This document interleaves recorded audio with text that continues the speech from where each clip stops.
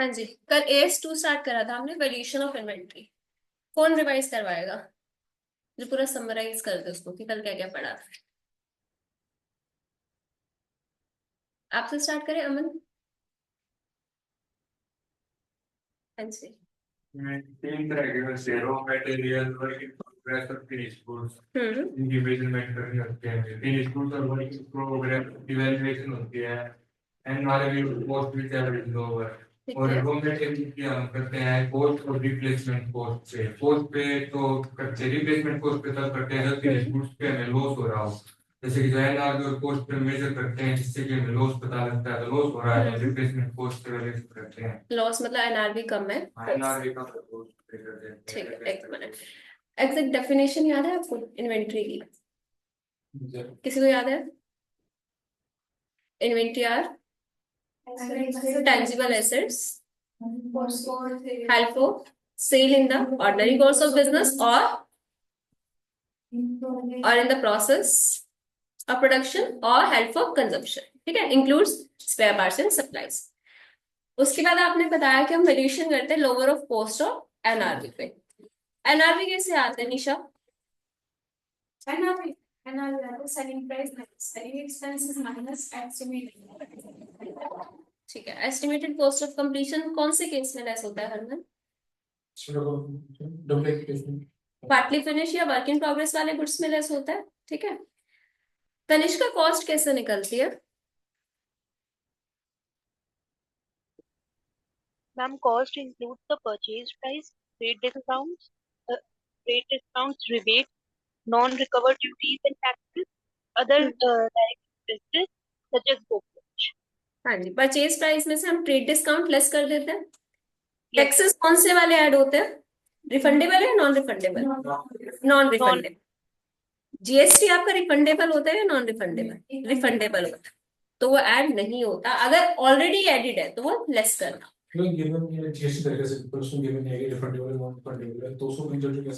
ITC मिलता है, आपको पता ही है। तो आप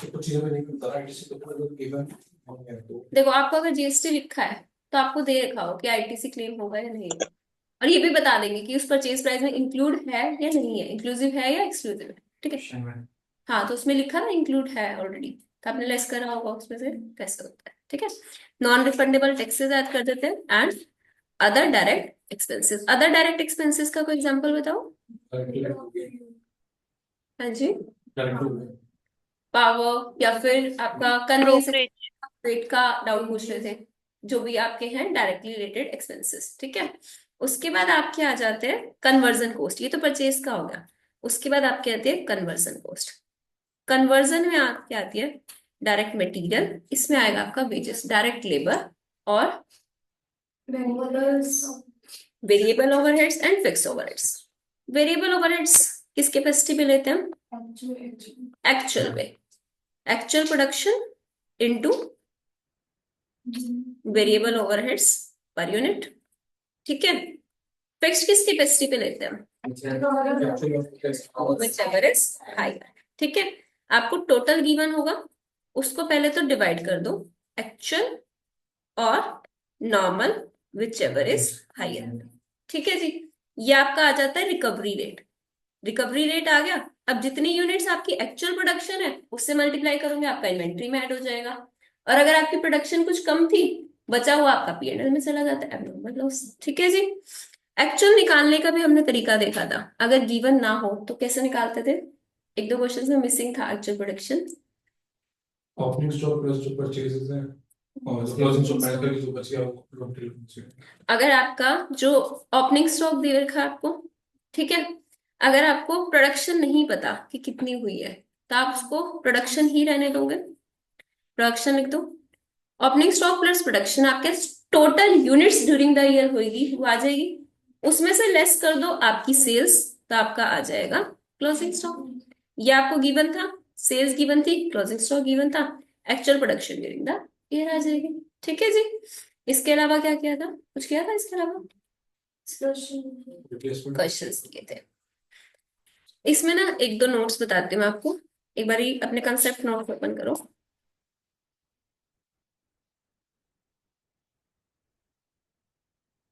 प्रतिभा, क्वेश्चंस हो गए? कोई डाउट है?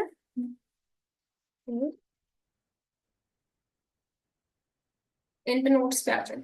अदर कॉस्ट हमने पढ़ा था, अदर कॉस्ट आपकी इंक्लूड होती है डायरेक्टली रिलेटेड वाली। कुछ कॉस्ट मैंने आपको स्पेसिफिकली बता रखे कि वो इंक्लूड होगी या नहीं होगी। जैसे आपको बोला cost of designing. Cost of designing, अगर आपको इन्वेंट्री प्रोड्यूस कर रहे हो तो उसको डिजाइन करने की कॉस्ट इंक्लूड होगी या नहीं होगी। अगर कस्टम मेड गुड्स है, सपोज आप अपनी डिजाइनर आप ड्रेसेस बनाते हो तो आपसे उसकी कॉस्ट लेते हैं ना, तो जो कस्टमाइज गुड्स होते हैं उसकी केस में आपकी डिजाइनिंग की कॉस्ट भी इंक्लूड हो जाएगी। बोरोइंग कॉस्ट का कौन सा एएस पढ़ते हैं? A16। क्या बोलता है A16? अंदर की कॉस्ट होती है जो कि बोरिंग से रिलेटेड स्पेसिफिक होती है। वो कितने जाएंगे सारे जो इंस्ट्रूमेंट लोन इंटरेस्ट भी है। कौन से एसेट्स की केस में कैपिटलाइज होता है? Qualifying assets. क्वालिफाइंग एसेट्स कौन से होते हैं? जिसकी लाइफ में मतलब 12 months से वो टेंजिबल एसेट है। लाइफ मोर देन 12 नहीं, जिनको बनाने में 12 मंथ्स से ज्यादा टाइम लगता है, सब्सटेंशियल पीरियड ऑफ टाइम, जिसको हम जनरली 12 मंथ्स बोलते हैं। तो कोई भी आपकी A16 के अकॉर्डिंग क्वालिफाइंग एसेट है। जब हम A16 करेंगे ना तो इसको डिटेल में समझेंगे। A16 के अकॉर्डिंग अगर कोई क्वालिफाइंग एसेट है तो हम कह रहे हैं क्वालिफाइंग एसेट के लिए जो भी आपने लोन लिया होता है ना, उसका इंटरेस्ट आप कर देते हो कैपिटलाइज। उसमें हम इन्वेंट्री को भी दो पार्ट्स में पढ़ते हैं। अगर आपकी इन्वेंट्री जो है वो क्वालिफाइंग एसेट है जिसको बनने में सब्सटेंशियल पीरियड लग रहा है, तो उससे रिलेटेड इंटरेस्ट आप कैपिटलाइज करते हो। अगर रूटीनली मैन्युफैक्चर्ड इन्वेंट्री जैसे बिस्किट्स है, वो तो रेगुलर बनते रहते हैं ना, स्टेशनरी आइटम्स है, उसको बनने में एक साल थोड़ी ना लगेगा, तो उससे रिलेटेड आपने कोई लोन लिया उसका इंटरेस्ट कैपिटलाइज नहीं होगा। ये A16 का कंसेप्ट है, ठीक है। यहाँ पे अगर आपको इंटरेस्ट दे रखा हो किसी क्वेश्चन में तो या तो आपको वो नोट में बताएगा कि क्वालिफाइंग एसेट है या नहीं है, अदरवाइज आप नोट डाला ना कि हम इसको क्वालिफाइंग एज्यूम नहीं कर रहे हैं, हम इसको रूटीनली मैन्युफैक्चर मान रहे हैं।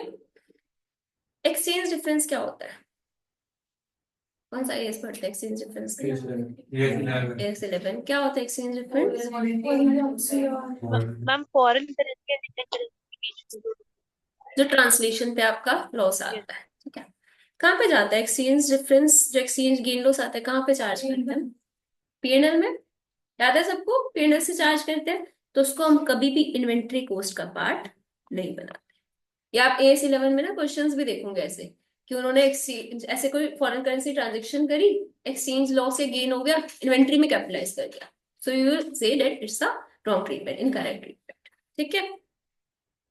एक लास्ट इसमें नोट है, amortization of intangibles related to production. बहुत अच्छा पॉइंट है, देखते हैं कौन एक्सप्लेन करेगा। Amortization of intangibles related to production, example patent rights of production और copyright for a publisher shall be taken as part of inventory cost. कौन meaning बताएगा इसका?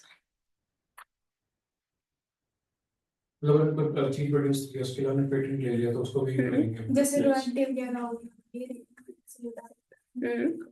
किसी पब्लिशर ने कॉपीराइट ले लिया अपने बुक जो से पब्लिश किया, उसको कॉपीराइट लेते हैं तो वो भी पार्ट ऑफ कॉस्ट आएगा। कब आएगा? जब वो पर यूनिट आप एलोकेट कर सकते होगे। अगर आपने टोटल लिया है, सपोज आपने 5 लाख रुपीज में कोई लाइसेंस ले लिया, लाइफ टाइम के लिए है, तो क्या आप पर यूनिट एलोकेट कर पाओगे? नहीं। बट आपको लाइसेंस मिला है, पता है लाइसेंस आपको कैसे मिला? सपोज आपने 10 लाख की कॉस्ट ली, कॉस्ट लगी आपकी वो लाइसेंस लेने की 10 लाख रुपीज, और आपको पता है उसमें क्या अलाउ करा कि आप यूनिट्स मैन्युफैक्चर कर सकते हो 1 लाख। यूनिट्स वाइज भी हो सकता है ना, पीरियड वाइज भी हो सकता है, यूनिट वाइज भी। तो आपको बोला 10 लाख की कॉस्ट इंकर करके आप 1 लाख यूनिट्स मैन्युफैक्चर कर सकते हो, तो पर यूनिट कॉस्ट निकाल सकते हो आप, ₹10 आ जाएगी। तो अब आपने सपोज ईयर 1 में यूनिट्स प्रोड्यूस करी 30,000, तो आप बोल सकते हो 30,000 यूनिट्स इंटू ₹10, 3 लाख रुपीज आप यहाँ पे इसको चार्ज कर दो। मतलब वो हम नॉर्मली तो इंटेंजिबल एसेट जो लाइसेंस है उसके जो अमोर्टाइजेशन है P&L में चार्ज करते हैं, लेकिन अगर कोई डायरेक्टली रिलेटेड होता है तो हम उस पर एलोकेट कर सकते हैं। क्लियर? कोई डाउट इस पॉइंट में? यहाँ तक हो गया। अब आप लोगों का एक डाउट आ रहा है क्वेश्चन नंबर 12 में मेनली, ये हमें एक्सप्लेन करेगी प्रतिभा।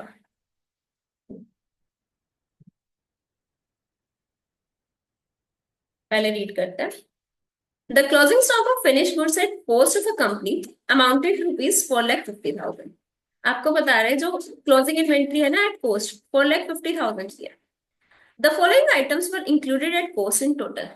जो ये कोस्ट पे आपने वैल्यूएशन करा है इसमें ये दो चीजें इंक्लूड है. एक तो 100 कोट्स इंक्लूडेड है जिसकी कॉस्ट थी 2,200 ईच. नॉर्मली वो 4,000 पे सेल होता है लेकिन किसी डिफेक्ट के कारण उसकी एनआरवी रह गया है 50%. मतलब कि कितनी एनआरवी होगी 2,000 की. ठीक है. सेकेंड पार्ट में बोला shirts which had cost ₹50,000, NRV at balance sheet date 55,000, commission 10% on sales is payable to agents. What shall be the inventory value be according to AS2 after considering the above items? Pratima. इसमें ये बोला होगा कि हमने जैसे पहले कर रखी है वैल्यू, हमने कॉस्ट पे करा है, तो कॉस्ट इन टोटल की कॉस्ट दे रखी है, हमने कॉस्ट पे वैल्यू कर रखे हैं. जैसे 100 कोट्स हैं उन पे हम पहले हमने 4,000 कर रखा था, मतलब 2,200 कर रखा था क्योंकि एनआरबी और कॉस्ट विच एवरेज लोअर्स के हिसाब से हमने 2,200 पे कर रखा था. लेकिन अब उनकी वैल्यू सिर्फ 2,000 रह गई, तो हमें जो डिफरेंस अमाउंट है वो एडजस्ट करना पड़ेगा. लेकिन जो ये है हमारे पास शर्ट्स, ये हमने कॉस्ट हमारे कम ही है, तो हमने कॉस्ट पे ही वैल्यू कर रखी है ये शर्ट्स, तो इनमें कोई एडजस्टमेंट नहीं होगी. सिर्फ वो जो 200 का डिफरेंस है, कॉस्ट कम कैसे है आपकी 50,000 या 55,000 जो कम है, 50,000 क्योंकि पता है सबसे ज्यादा गलती क्या करते हैं ये पढ़ो इसको. आपको दे क्या रखा है एनआरबी, तो क्या इसका कोई यूज था? एनआरबी निकालने के लिए हम कमीशन लेस करते हैं, आपको एनआरबी ही दे रखा है. ठीक है. अब दोनों पॉइंट्स को समझो. पहले में क्या बोला, आपके पास 100 कोट्स थे, आपको वैल्यूएशन किस पे करना होता है, लोअर ऑफ कॉस्ट और एनआरबी में. कॉस्ट आपकी है 2,200, पहले उसका सेलिंग प्राइस 4,000 था तो आपने 2,200 के अकॉर्डिंग वैल्यूएशन करा होगा. ठीक है. लेकिन अभी डिफेक्ट के कारण उसकी एनआरबी रहेगी 2,000, तो 2,000 पे वैल्यूएशन होना चाहिए ना, तो उसको 200 रुपीज से कम करो. पहले आपने 2,200 पे कर रखा है, अब 2,000 पे लेकर आओ, तो 20,000 से आपकी इन्वेंट्री कम होनी चाहिए. समझ आ रहा है? इस पॉइंट में किसी को दिक्कत है तो बताओ. आप लोगों को आ रहा है? नहीं समझ आ रहा है? ठीक है. तो 20,000 से आपकी इन्वेंट्री होनी चाहिए रिड्यूस. सेकेंड पॉइंट में उन्होंने बोला कि शर्ट्स है जिसकी कॉस्ट है 50,000, कॉस्ट आपकी है 50,000 और आपको डायरेक्टली एनआरवी दे रखा है, इसलिए क्वेश्चन को ध्यान से पढ़ा करो. आप लोगों ने क्या करा होगा 55,000 माइनस 10%, बट वो नहीं करना. आपको डायरेक्ट बता रखा है एनआरवी कितना है 55,000, तो इन दोनों में से लोअर क्या है 50,000 मतलब कॉस्ट, और ऑलरेडी उनने किस पे वैल्यू कर रखा है एट कॉस्ट, तो क्या कुछ चेंज होगा? नहीं होगा. रेक्टिफिकेशन की बात कर रहे हैं ना, कॉस्ट ही लोअर है, उन्होंने कॉस्ट पे वैल्यू कर रखा है तो कुछ चेंज नहीं होगा. तो आपका सिर्फ क्या लेस होगा 20,000 इस 4,50,000 से रिड्यूस हो जाएगा, तो आपकी वैल्यू बच जाएगी 4,30,000. इसकी प्रेजेंटेशन कैसे करें बताओ. ऐसे ही करेंगे नॉर्मल, या फिर आप इस तरह से भी कर सकते मुझे हो वर्किंग दिखा है मैंने. थोड़ा या फिर हम ऐड करके लेस करके, ऐड करके. कैसे? मतलब हम ऐड कर देंगे 2,000 के हिसाब से और लेस कर देंगे 2,200, मतलब net effect net effect direct ही कर दो ना, क्योंकि उन्होंने कर रखा है. देखो मैं आपको बताती हूँ. सबसे पहले आपका कोट्स का था ना, आप कर दोगे कोट्स का एग्जांपल लेके. इसकी कॉस्ट लिखो जो भी थी आपकी, कॉस्ट कितनी थी इसकी? 4,50,000. नहीं नहीं, सिर्फ कोट्स की पर यूनिट 2,200. 2,200. ठीक है. एनआरबी लिख दो 4,000 इंटू 50%, यहाँ पे आ जाएगा आपका 2,000. फिर आप लिख दोगे as per AS2 valuation shall be done at lower of cost NRV, आपका आ जाएगा 2,000. So inventory shall be reduced by 200 rupees, 200 into 100 courses. फिर सेकंड पॉइंट में लिखोगे कॉस्ट लिखोगे एनआरबी लिखोगे और ये नोट डालोगे gas NRB is given so commission shall not be reduced again. तो उसके बाद उसका कंपेयर करके दिखा दोगे. मतलब आपने जिस फॉर्मेट में सीखा है ना कॉस्ट और NRB which ever is lower, उसी को लेके चलना है. आप देखो कॉस्ट गिवन है एनआरबी निकाल लिया, किसी में हो सकता है एनआरबी गिवन हो कॉस्ट कैलकुलेट कर लोगे, दोनों चीजें सीखी होंगी. ठीक है. ये 4,50,000 कहाँ से रहे हैं? ये ऑलरेडी गिवन है ऊपर. ये बता रहे हैं कि कंपनी ने ना 450 पे तो वैल्यूएशन किया था अपने अकॉर्डिंग कॉस्ट में, उन्होंने जो भी लोअर या फॉर्मूला लगा के कर रखा है. अब हमें देखना है कि क्या उनका ठीक है या नहीं है, तो हमें पता चला कि भाई इसकी तो एनआरवी कम हो चुकी, तो एनआरवी पे लेकर आओ, कॉस्ट पे क्यों दिखा रहे हो, आप कम कर दोगे तो हमको समझ में आ गया इसलिए जो था 20,000। 2000 एनआरबी प्लस 100 फॉर 20,000 को शो करना हाँ था। जी हाँ जी, वो करना है, वो लेस करके दिखाना है। तो आप होंगे कंपनी ने 450 पे करा था, 20,000 कम होना चाहिए, तो करेक्ट वैल्यूएशन 430 हो जाए। ये डाटा शायद आधा हमने इसमें 100% डाटा दे रखा उसके बाकी तो नहीं दे रखा नहीं नहीं, बाकी की हमें नीड नहीं है, नहीं है like हमें सिर्फ इनका इफेक्ट बताना है, इनका क्या होगा, इनमें कुछ चेंजेस ना है। ठीक है। और क्वेश्चन नंबर 14 में डाउट था ना, 14 में क्या डाउट है? हाँ जी, क्वेश्चन में डाउट है। इसमें आपको बोला है Joy limited purchase 20,000 kilograms of raw material at ₹20 per kilogram during the year 2021. They are furnished with the following further information for the year ended 31st March 21. आपको सबसे पहले तो परचेजेस बता रखी है, ठीक है। उसके बाद ओपनिंग इन्वेंट्री बताई, फिनिश गुड्स की, रॉ मटेरियल की, direct labour, fixed overhead, sales, फिर उसके बाद आपको क्लोजिंग इन्वेंट्री बता दी, फिनिश गुड्स की, रॉ मटेरियल की। ये ना बिल्कुल सिमिलर है क्वेश्चन जैसे हमने कल करा था, तो ना कर इसको बंद कर दो। क्या आपको परचेजेस बता रखी है, ओपनिंग स्टॉक बता रखा है, क्लोजिंग स्टॉक बता रखा है, सेल्स भी बता रखी है। उसके बाद बोला the plant has a capacity to produce 30,000 units. ये नॉर्मल है या एक्चुअल है? नॉर्मल कैपेसिटी की बात कर रहे हैं ना, total of finished products per annum. However, the actual production of finished products during the year was 20,400. आपको एक्चुअल बता रखा है, नॉर्मल बता रखा है। फिक्स्ड ओवरहेड्स किसके बेसिस पे एब्जॉर्ब होंगे? एक्चुअल इसमें किसके केसेस पे? 30,000. Due to a fall in market demand, the price of finished goods in which raw material has been utilized is expected to be sold at 40 per unit. आपको selling price बता रखा है finish goods का। The replacement cost of raw material 19 per kilogram. You are required to state the value of closing inventory. इसको explain करेगी मुस्कान।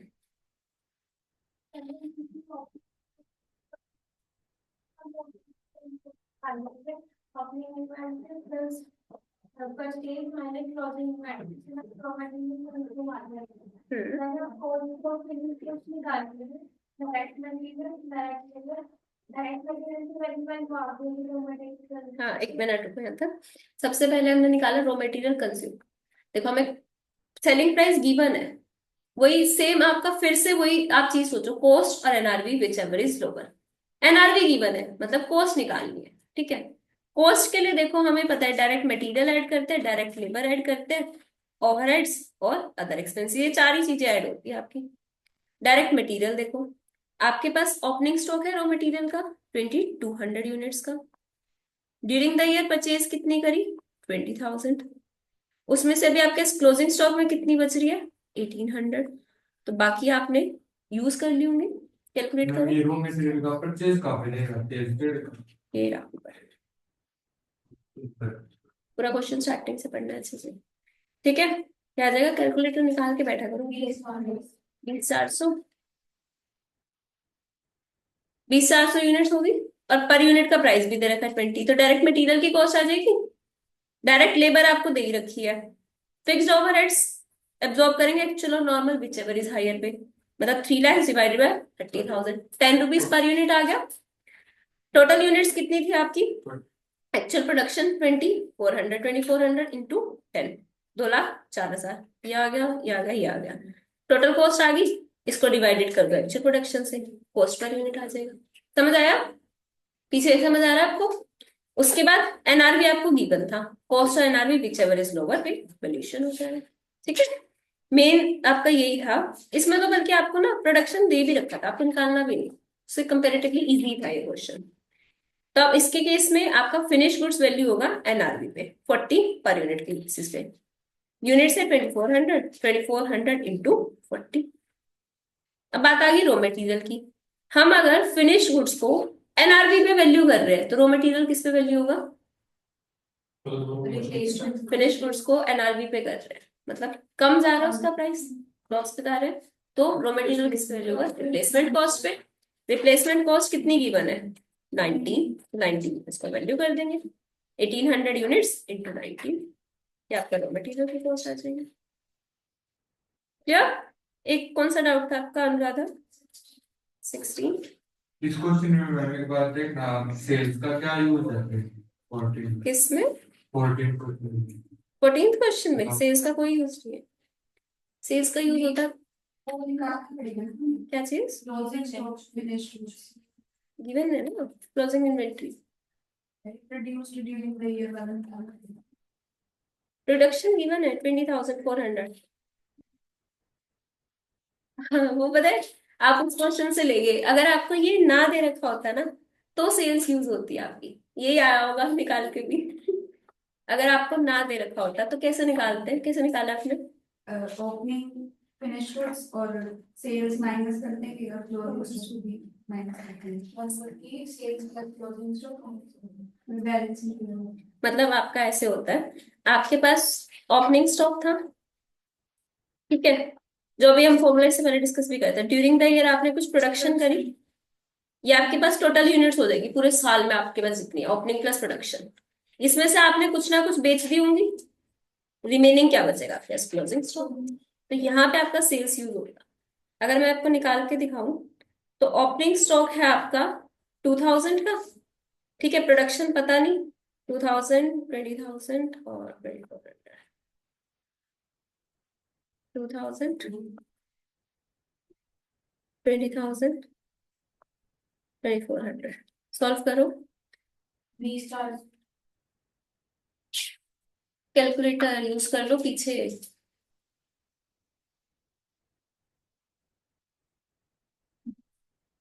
अरे 400। तो अगर ये आपको ना गिवन होता तो आप ऐसे निकाल सकते, ठीक है, जहां पे अपने क्वेश्चन बैंक में साइड में ये लिख, क्वेश्चन नंबर 14 के साइड में यूनिट्स प्रोड्यूस्ड। इनफैक्ट मैं क्वेश्चन बैंक में ली, इसको कॉन्सेप्ट नोट्स में लिखा आप AS2 के ऊपर, तो क्लास में क्वेश्चन बैंक उठेगा नहीं। Unit produce equals to opening stock plus production minus sales equals to closing stock.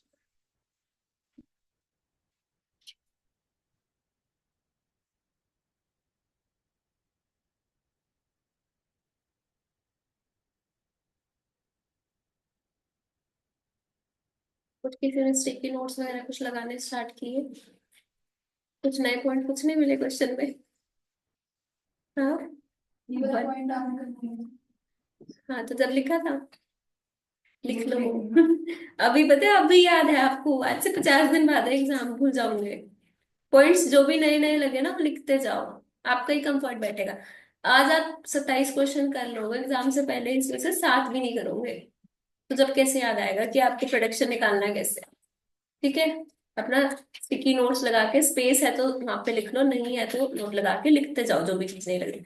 अब जैसे वो कोट वाला क्वेश्चन था, उसमें आपने देखा कि एनआरवी गिवन है, तो आप लिख लो ना कि चेक करना है कि एनआरवी गिवन है, सेलिंग प्राइस, अगर एनआरवी गिवन है तो कमीशन दोबारा लेस नहीं करना। ये चीज आपने 4 बार रीड कर ली ना एग्जाम से पहले, आपको पहले ध्यान जाएगा क्वेश्चन में कि एनआरवी गिवन है, सेलिंग प्राइस गिवन है, तो अपने हाथ से लिखा करो चीजों को। और कोई डाउट है किसी का? ठीक, आगे स्टार्ट करते हैं।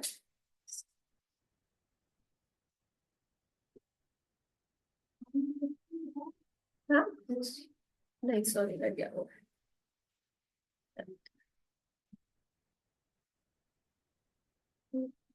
हनुमान 16 क्वेश्चन हो गया आपका? हाँ जी, एक्सप्लेन करो ना।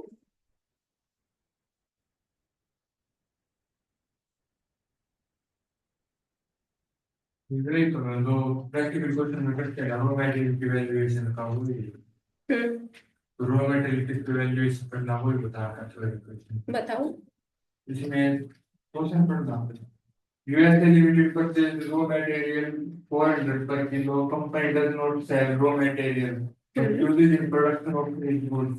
The finished goods in which raw material is used are expected to be sold at below cost. At the end of accounting year, company is having 10,000 kilo of raw material in inventory. आगे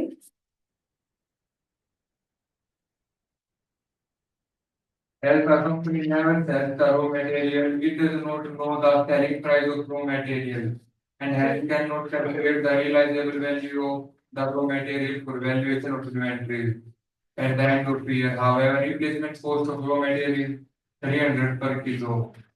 How will you value the inventory of raw material?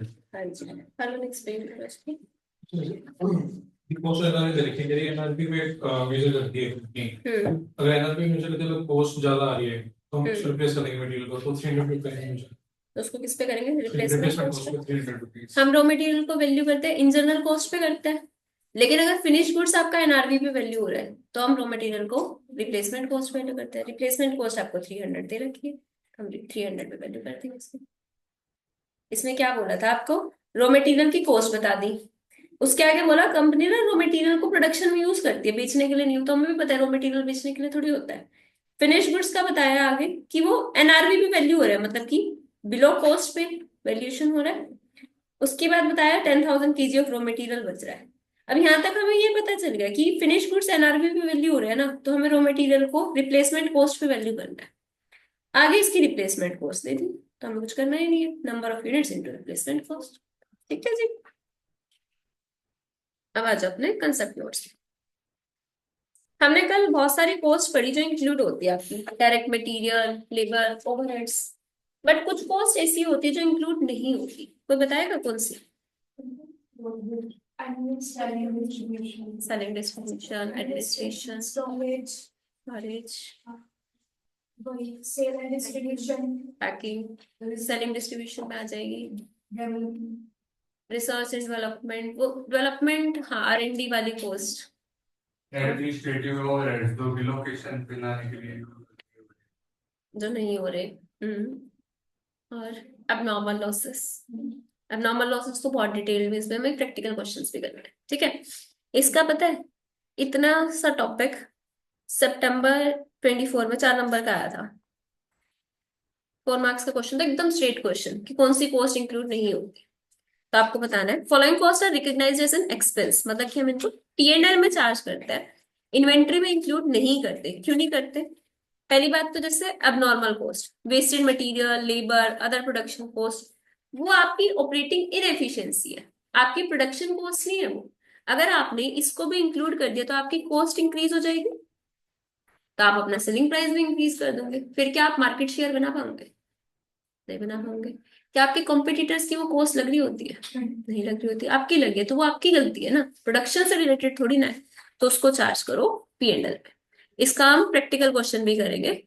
ठीक है, अभी के लिए याद रखो abnormal cost कभी भी कॉस्ट का पार्ट नहीं बनती, सिर्फ इन्वेंट्री नहीं, पूरे अकाउंट्स में। आप पीपीई भी पढ़ोगे, इंटेंजिबल्स, किसी भी चीज में एबनॉर्मल कॉस्ट कॉस्ट का पार्ट नहीं बनती। Second, storage cost. Storage cost क्या होता है?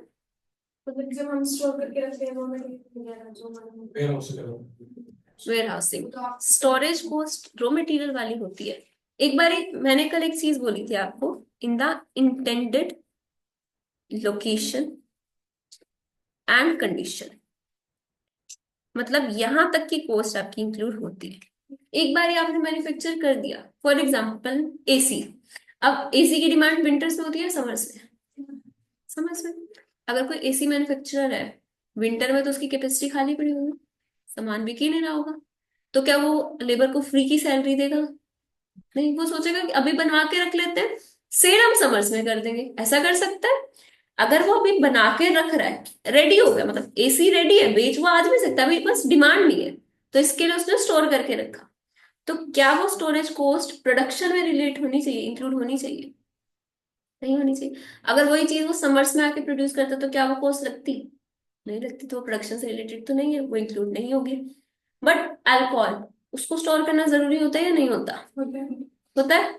स्टोरेज कॉस्ट प्रोडक्शन के लिए जरूरी है, अगर आप स्टोर ही नहीं करोगे ना तो उस क्वालिटी की बनेगी ही नहीं, तो उसके केस में स्टोरेज कॉस्ट ऐड होगी।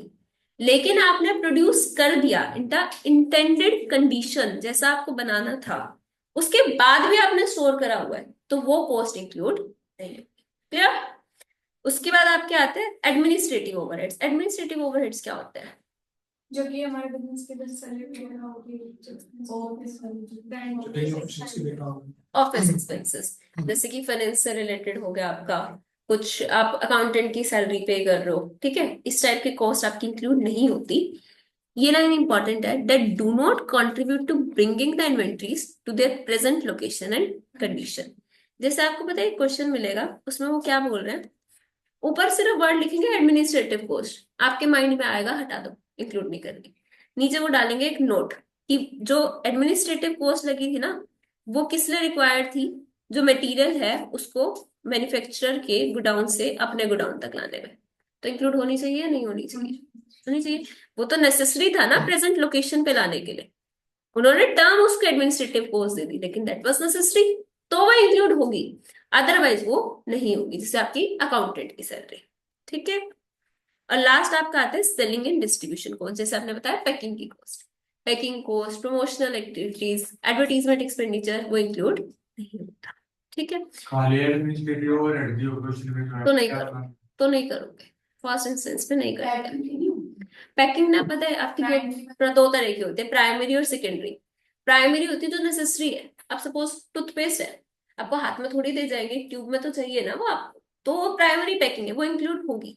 उसके ऊपर जो कार्डबोर्ड बॉक्स लगा आता है वो इंक्लूड नहीं होगा, जो वो सेकेंडरी है, उसके बिना भी वो सेल हो सकता है, वो आपके प्रमोशन के लिए है।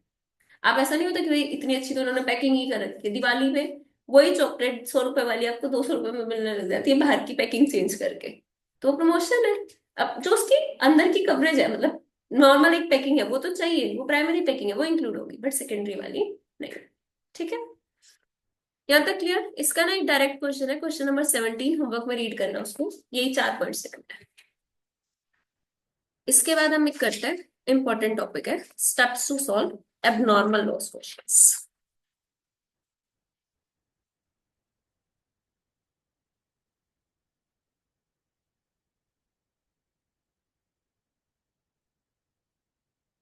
इसका क्वेश्चन आपका 4 to 5 मार्क्स का आ सकता है। एबनॉर्मल, हाँ जी, क्या एएस भी इतने का ही आएगा, तो इसमें से एक ही टॉपिक से आएगा ना। कुछ कुछ टॉपिक्स होते हैं, जैसे देखो एक्सक्लूजन वाला है, आप लोगों को आता भी, और वैसे अभी ये लेटेस्ट में आया भी है, तो इसके चांसेस कम है आने के। इसमें आपको शायद जनवरी सितंबर में एमसीक्यू एस2 का कौन सा? एस2 का क्वेश्चन शायद एमसीक्यू में हाँ हाँ आते हैं, और ये वाला जैसे मैं डायरेक्ट क्वेश्चन बोल रही हूँ, हाँ सितंबर ये तो 24 में बैठ आया।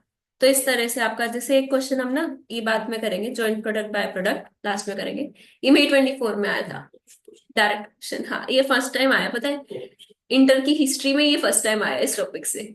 आपको स्टडी मेट में इस पे 4-5 लाइंस लिखी मिलेंगी बस, थियोरटिकल ना, इसका कहीं स्टडी मेट में क्वेश्चन है, आरटीपी एमटीपी कहीं पे भी नहीं था, सीधा एग्जाम में आया था 7 मार्क्स का।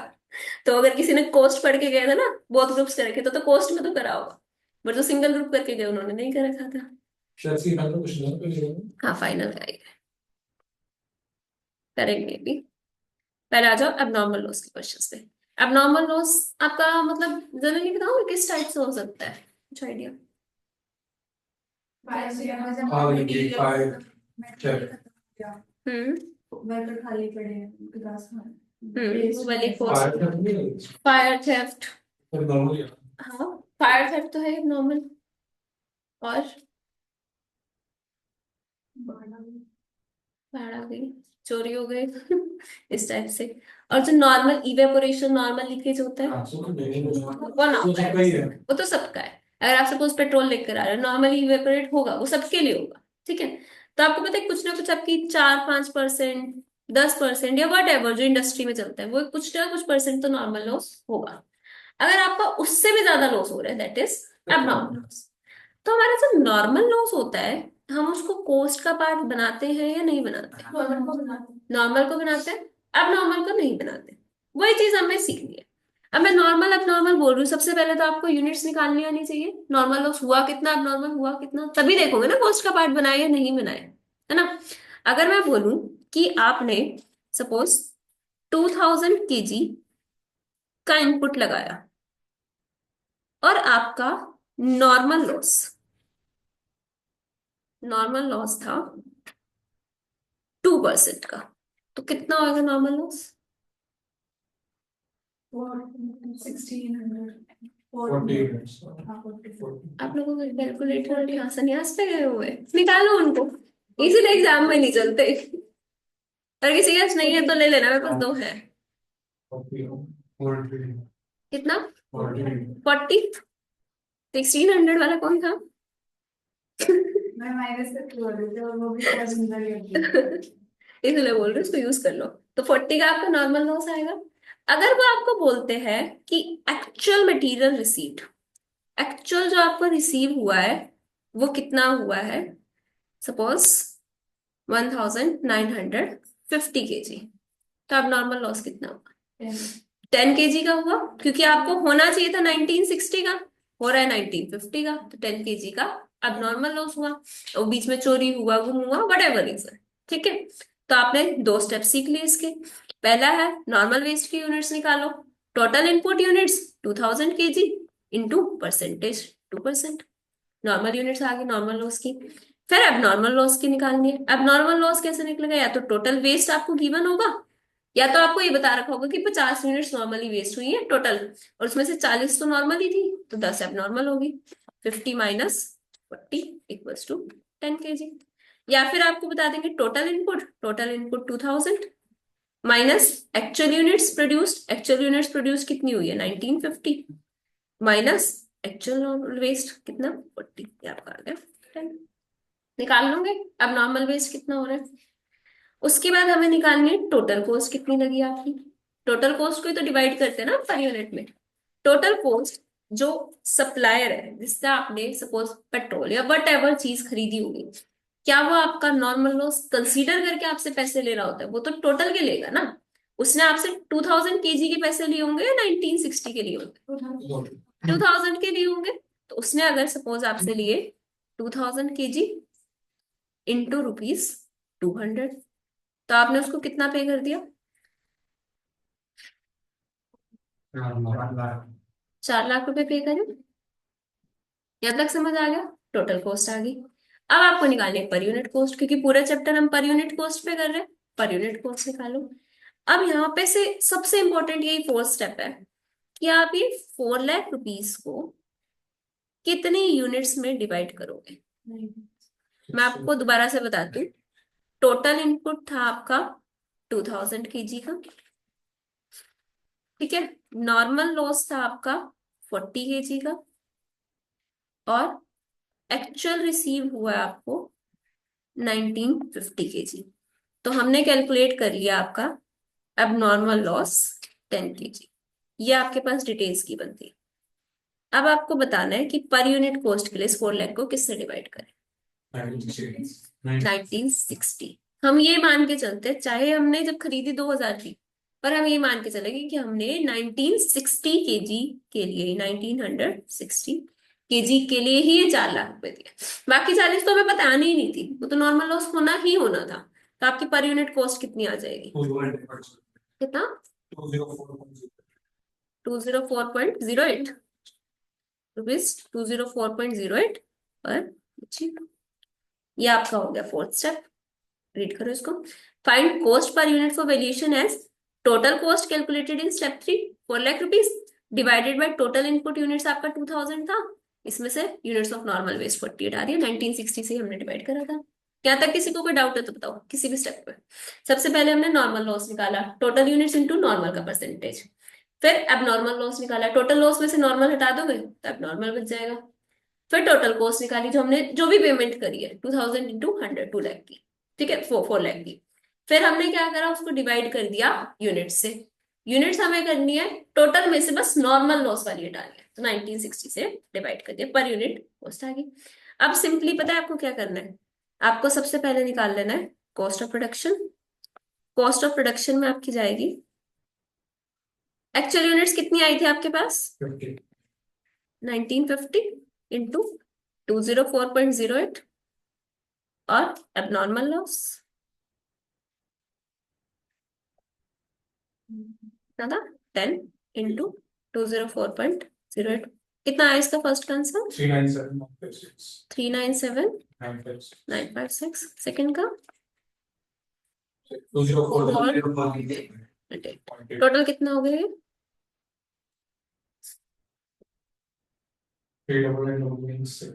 अप्रोक्स 4 लाख।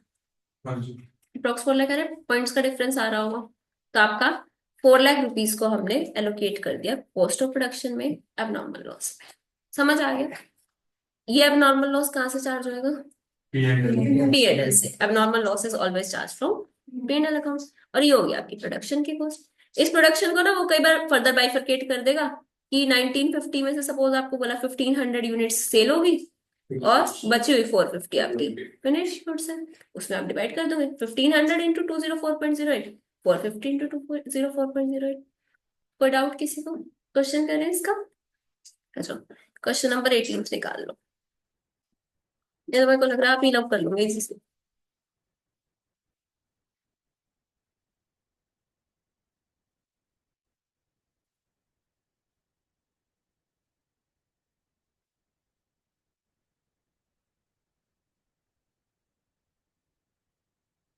Question number 8।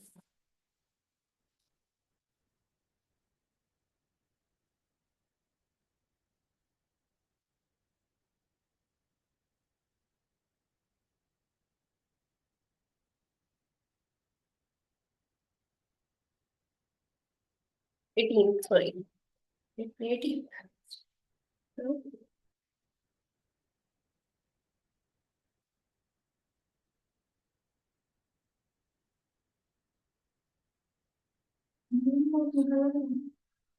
आपको ये निकालना है कि इन्वेंट्री वैल्यूएशन होगा कैसे, कितना कॉस्ट ऑफ इन्वेंट्री होगा, कितना abnormal लॉस होगा।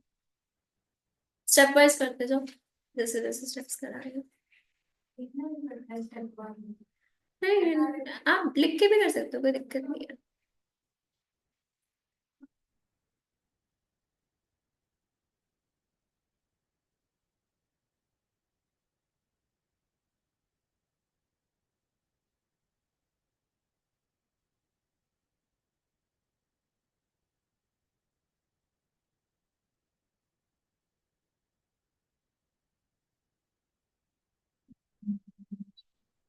आप ना ऐसा लिखोगे, as per AS two variation of inventory abnormal loss shall be charged to P&L account, however normal loss shall be made part of cost। उसके बाद अपना सॉल्व करते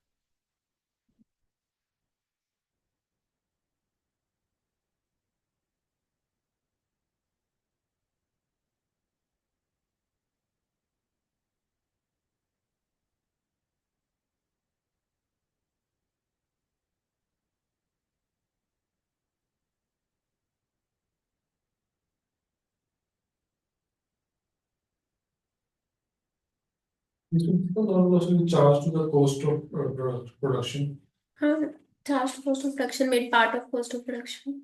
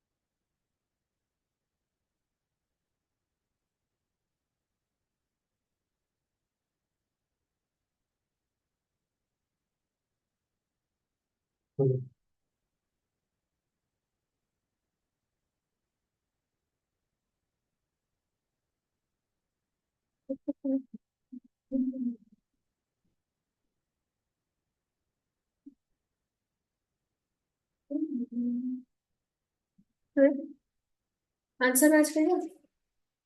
Only if you go to 1052 आ गया तो मल्टीप्लाई करना। करो, हो जाएगा क्या? पता लगे 5 में से 3 नंबर आ रहे हैं, अच्छा लगेगा? ये जो टोटल कॉस्ट हो गया है, ये जो टोटल होगा उसको माइनस करने के बाद निकालते हैं पहले। नहीं, पहले जो बताया ना कि जो जिससे आपने परचेज करा वो तो पूरे पैसे लेगा ना आपसे। कॉस्ट तो पहले हम देने किससे चार्ज कर रहे हैं वो चार्ज किस पे करना है, हाँ वो देखना है आपने।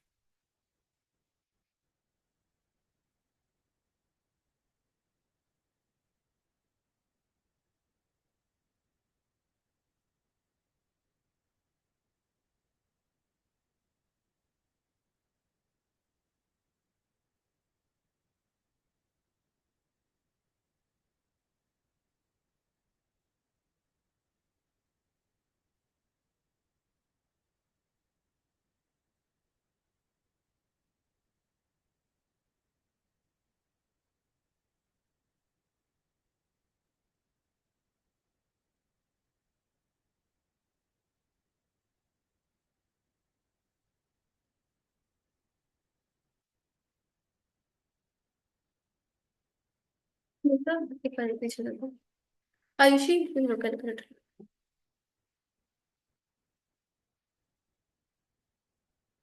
कहाँ तक हुआ आप लोगों का पर यूनिट कॉस्ट आ गई हो गया हो गया आपका सबका हो गया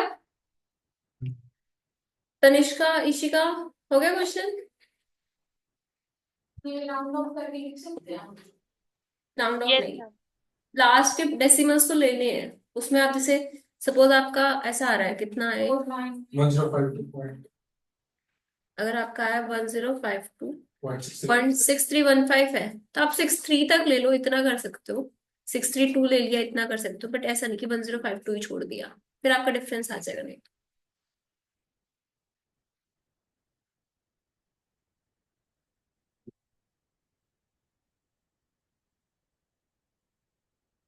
सबका हो गया ना ठीक है इससे नेक्स्ट 19th क्वेश्चन होमवर्क में लिख लो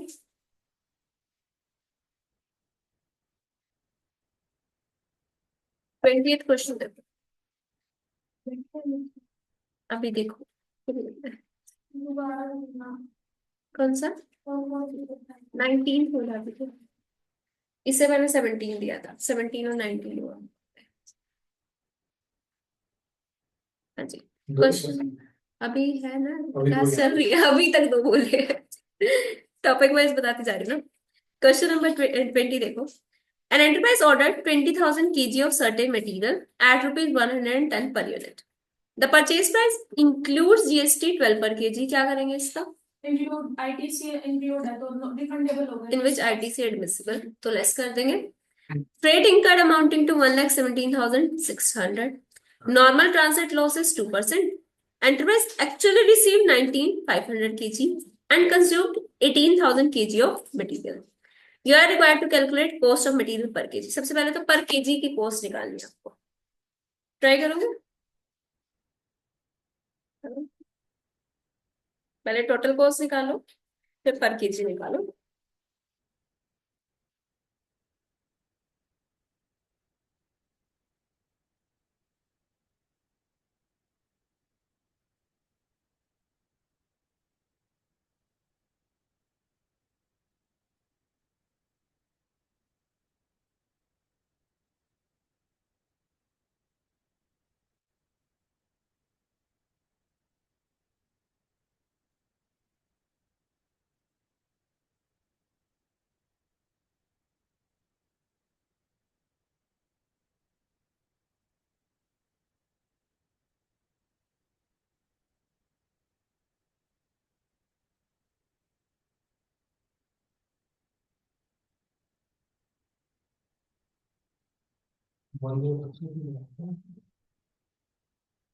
एलोकेट करो इसको 3 पार्ट्स में एलोकेट होगी मटेरियल कंज्यूम्ड क्लोजिंग स्टॉक और एबनॉर्मल लॉस नहीं रिसीव अगर कंज्यूम हो गया 18,000 और फिनिश गुड्स वो नहीं होगी ना फिर हाँ जो कंज्यूम हो गया वो जो फिनिश गुड्स बच गए हाँ नहीं होगा और एबनॉर्मल लॉस नॉर्मल यूनिट्स आपकी आई थी 19,600 एक्चुअल है 19,500 100 एबनॉर्मल लॉस उसमें भी डिवाइड करो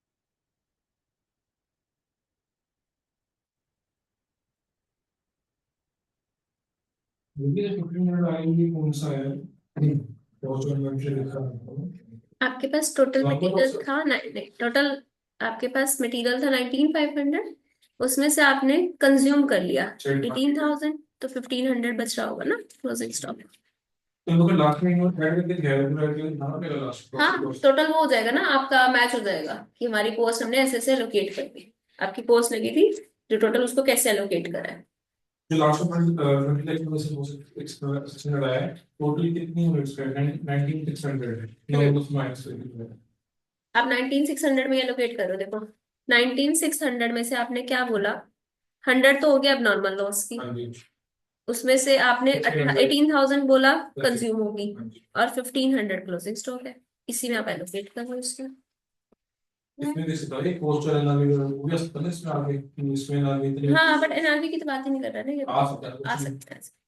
क्या कोई बोल रहा था ना, हम नॉर्मल लॉस हम लोग 20,000 का है, 2% ऑफ 20,000 का। 2% ऑफ 20,000 आपकी जो एक्चुअल आपने ऑर्डर करा था 20,000 केजी, उसका 2% लॉस बता रहे हैं ना, 2% नॉर्मल लॉस होगा, तो 20,000 into yes 2%। Ma'am, normal loss तो मैम 20,000 क्या थी दोबारा बोलो। मैम? नॉर्मल लॉस 20,000 पे ही कैलकुलेट राइट? हाँ जी, नॉर्मल लॉस हम उसी पे कैलकुलेट करते हैं, एक्चुअल जो हमने ऑर्डर करा होता है।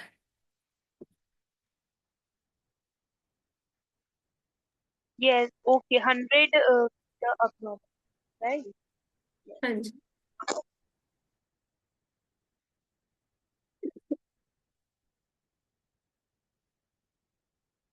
ये 7,000 क्या आपकी 20 मतलब ये नॉर्मल से दो कर उस पे तो बहुत सारे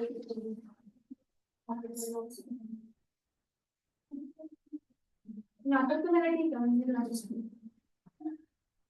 मैंने 106 के मल्टीप्लाई करके 19,500 कॉस्ट पर यूनिट आई सबकी 106, किसी की नहीं आई तो बताओ।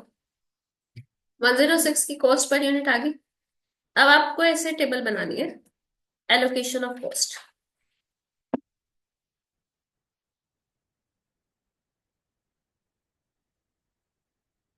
पर unit cost equals to rupees 106। ठीक है, इसके बाद अपने कॉलम्स बनाओ, particulars, units, cost allocated, particulars, units, cost allocated. सबसे पहले आपके पास थे यूनिट्स कंज्यूम्ड 18,000, तो कॉस्ट एलोकेटेड हो जाएगी 18,000 इंटू रुपीज 106, कितना आ गए 1908। उसके बाद units in closing stock,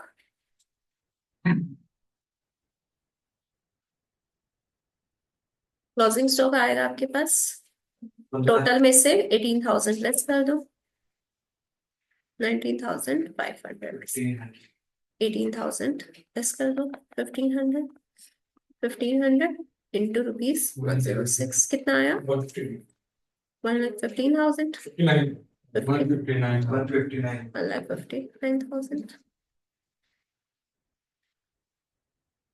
last आपके पास abnormal loss, abnormal loss 100 units, 100 into 106, total कर दो इनका।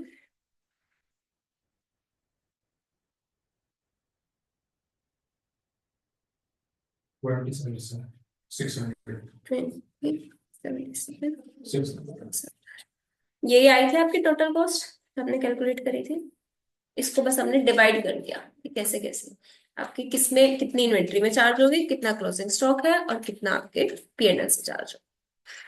इस केस में ये वाला अमाउंट पीएनएल से चार्ज हो जाएगा, ये आप अपना बैलेंस शीट में दिखा दोगे क्लोजिंग स्टॉक और ट्रेडिंग अकाउंट में, और ये आपकी यूनिट्स कंज्यूम्ड की कॉस्ट आएगी।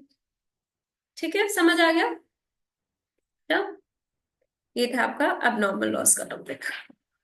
वापस आ जाओ कॉन्सेप्ट नोट्स पे।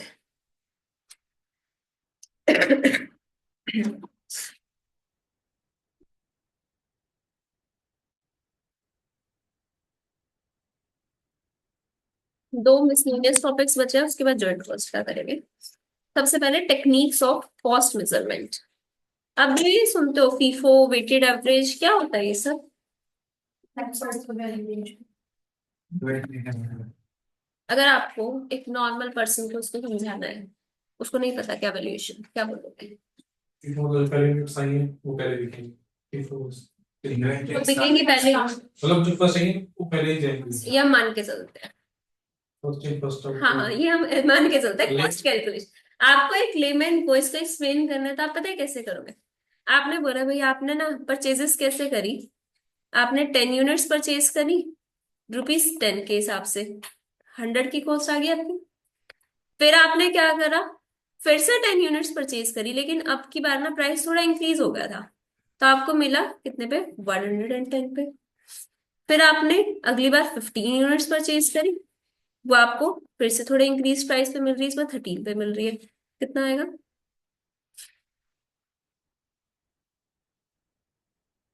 195। ठीक है। उसके बाद आपने एक और बार यूनिट्स परचेज करी, 20 यूनिट्स परचेज करी, इस बार ज्यादा परचेज के कारण आपको वापस 10 पे मिल गई 200।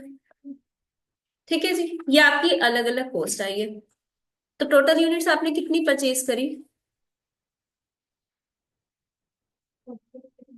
55 यूनिट्स परचेज करी, और टोटल कॉस्ट कितनी लगी, 605।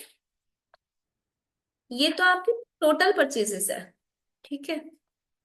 अब लास्ट में आपके पास इसमें से बच रही है क्लोजिंग स्टॉक में सपोज 30 यूनिट्स।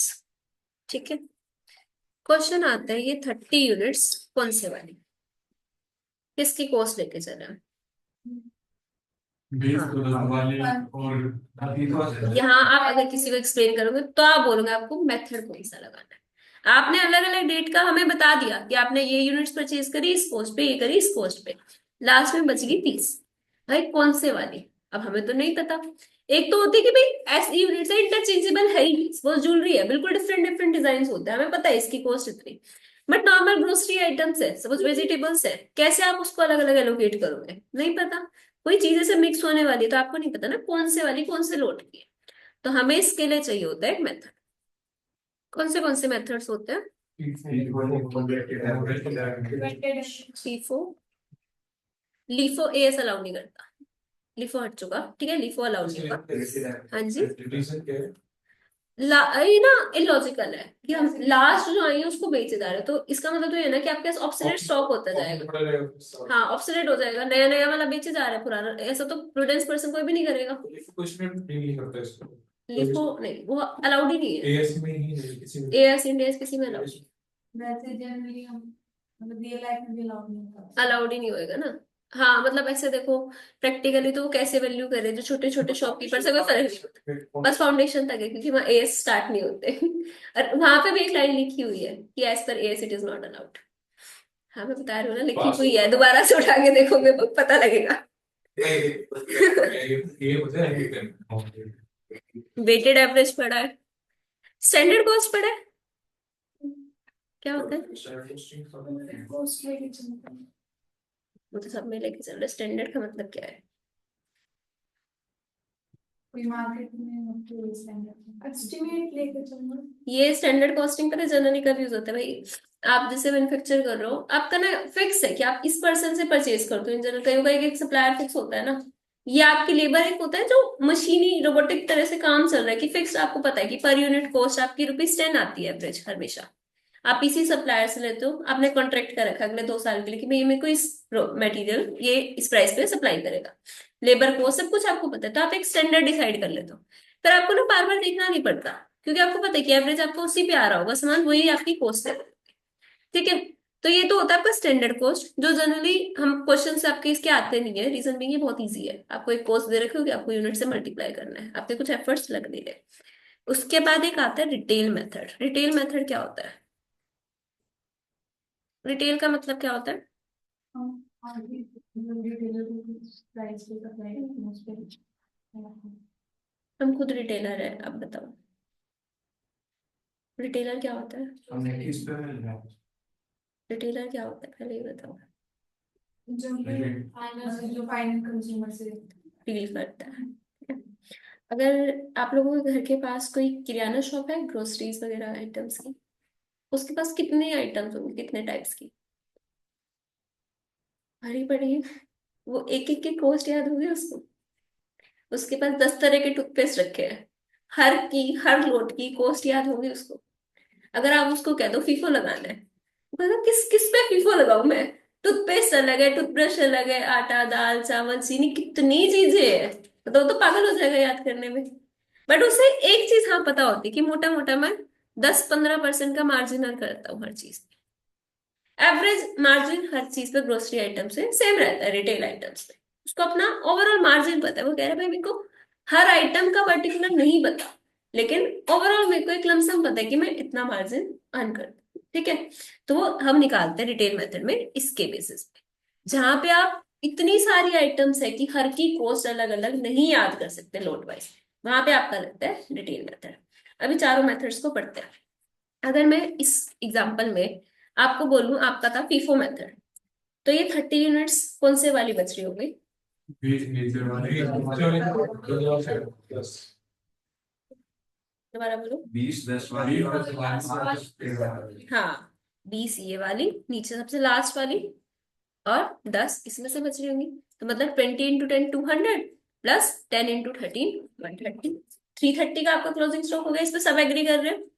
अगर मैं बोलूं ये तो हो गया आपका फीफो, चलो यहाँ स्टार्टिंग से आप परचेज कॉस्ट निकाल लोगे जो भी आपकी कॉस्ट ऑफ सेल्स है, लास्ट वाला आपका क्लोजिंग स्टॉक। दूसरा क्वेश्चन आता है अगर वेटेड एवरेज हो। 11 रुपए में कोई फ्रिज। 11 कैसे निकाला आपने? 605 उस पर एवरेज निकाल लिया।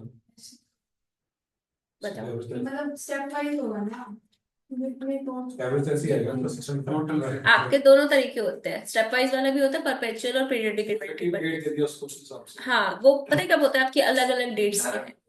इतना आपको अकाउंट्स में नहीं करना, वो फाउंडेशन तक करना था। 605 डिवाइडेड बाय 55, 11 रुपए एवरेज, खत्म। ठीक है, क्योंकि यहाँ आपको डेट्स दे भी नहीं रखी, और डेट्स दे भी रखी हो तब भी आपको वो सब नहीं करना, राइट। आपको करना है एवरेज 11 रुपए, 30 बच रही है, 30 × 11 हो गया। ये आपका था वेटेड एवरेज। स्टैंडर्ड कॉस्ट आपको पता ही है, आपको बोल दिया कॉस्ट पर यूनिट हम 10 लेके चलते हैं, 30 यूनिट बच रही है, 30 × 10 300। तीनों मेथड समझ आ गए? एक बार इनको रीड करो फिर डिटेल मेथड बताते हो। FIFO method, units purchased first are assumed to be sold first. So closing stock will consist of latest purchased units. Weighted average, calculate average cost per unit, total cost by total units. Cost of closing stock equals to units in closing stock into average cost per unit. Units in closing stock थे आपकी 30, average cost निकाली थी आपने 11, multiply कर दोगे closing stock आ जाएगा। Standard cost, instead of actual the standard cost may be taken as cost of inventory provided standard fairly approximate the actual। अब बात आती है आपकी डिटेल मेथड की। डिटेल मेथड का ना मैं आपको डायरेक्ट क्वेश्चन दिखाती हूँ, बहुत इजीली सॉल्व कर लेंगे आप। आप आ जाओ इसका क्वेश्चन नंबर 21। बिना आंसर देखे बताना। एक ट्रेडर है, उसने परचेज करा कुछ आर्टिकल्स 85,000 के, परचेजेस दे रखी है आपको 85,000, ठीक है जी। has sold some articles for ₹1,05,000, purchases दे रखी है तो मतलब ये आपको कॉस्ट दे रखी है ना, परचेज तो कॉस्ट होगी। सेल्स आपको दे रखी है 1,05,000, ये आपकी सेल्स वैल्यू होगी, मतलब मार्जिन इंक्लूडेड होगा इसमें।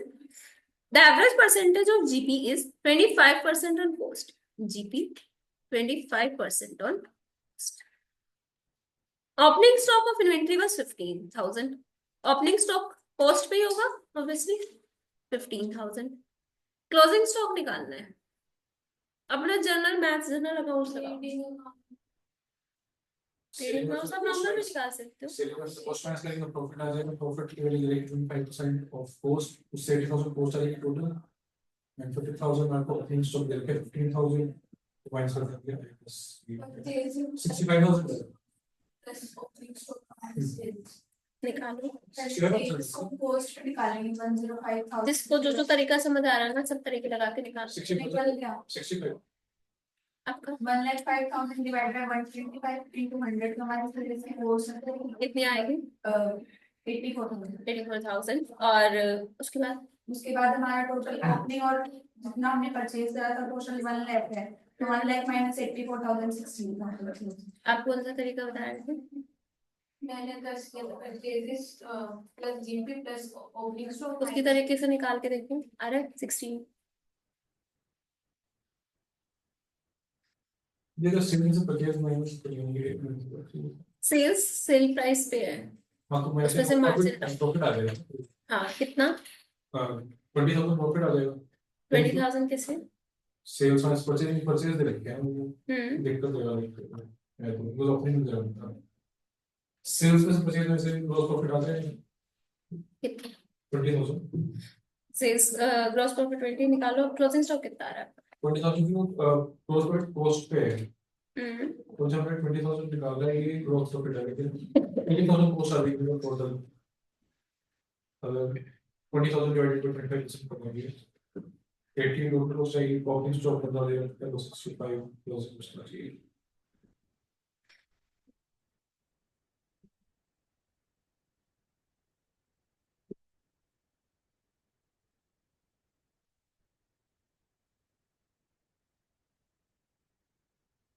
देखो, आप लोगों के पास ओपनिंग स्टॉक है, ओपनिंग स्टॉक कितना था?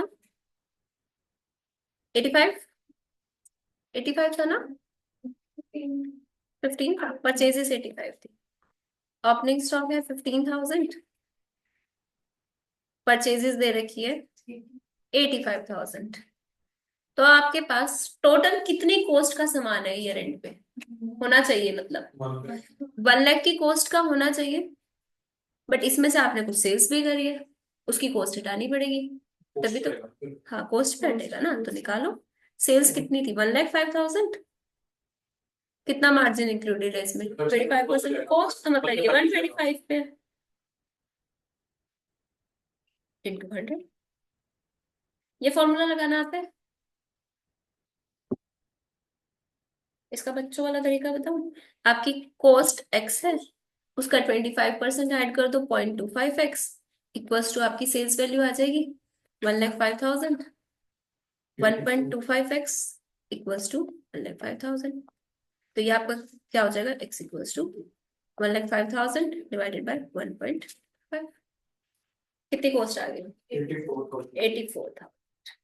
सबको समझ आया? आपको समझ आया कभी नहीं आया? देखो हमारे पास क्या है, ओपनिंग स्टॉक है, परचेजेस है, ये दोनों तो कॉस्ट पे ही होंगी, ये सेलिंग प्राइस पे थोड़ी ना होती, ये तो कॉस्ट पे ही थी। तो आपके पास टोटल कॉस्ट कितनी है? टोटल 1 लाख की कॉस्ट का मटेरियल आपके पास होना चाहिए था, बट आपने कुछ कर दी उसमें से सेल्स। सेल्स आपने करी 1,05,000 की, लेकिन ये तो सेलिंग प्राइस है, आपको लेस करनी है कॉस्ट, ठीक है? तो आप इसकी कॉस्ट निकाल लोगे। आपको बोला 25% ऑन कॉस्ट का मार्जिन ऐड करके बेच रखा आपने।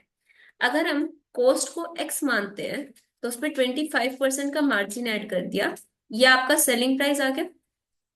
इसको सॉल्व करो, ये आपका आ जाएगा 84,000 की कॉस्ट, ठीक है? 84,000 की आपकी कॉस्ट का सामान आपने सेल कर दिया, तो आपके पास क्लोजिंग स्टॉक बच गया 16। ठीक है जी, इस तरह से करना है। इसके स्टेप्स देख लो। क्वेश्चन नंबर 21 के बाद आपका इससे क्वेश्चन आया कि तुमने स्टडी क्या? क्वेश्चन आया कि इसके साथ नहीं, हाँ ये वाला तो काफी इजी है ना, इसीलिए।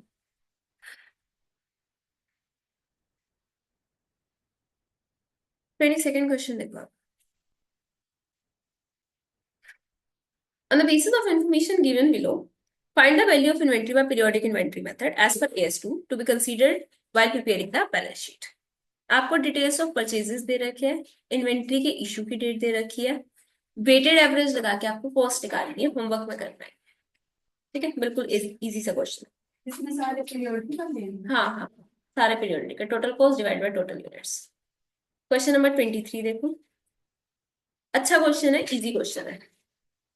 इसमें आपको बता रखा है SM Enterprises are leading distributor of petrol. A detailed inventory of petrol in hand is taken when the books are closed at the end of each month. Her month के एंड में एक डिटेल हम evaluation करते हैं कितना closing stock है। For the month ending June 21 the following information is available. आपको बताया जून की सेल्स बता रखी है, जनरल ओवरहेड्स, ओपनिंग इन्वेंट्री बता रखी है, परचेजेस बता रखी है, क्लोजिंग इन्वेंट्री बता रखी है, ठीक है? ये सारी inventory you are required to compute the following by FIFO method as per AS2। सबसे पहले तो क्लोजिंग स्टॉक बताना है आपको, किस पे वैल्यू होगा। FIFO के बेसिस में किस पे वैल्यू होता है, लास्ट जो स्टॉक होता है वो मानते हैं क्लोजिंग स्टॉक बच रहा होगा। आपके पास बच रही है 13,000 लीटर्स, ठीक है?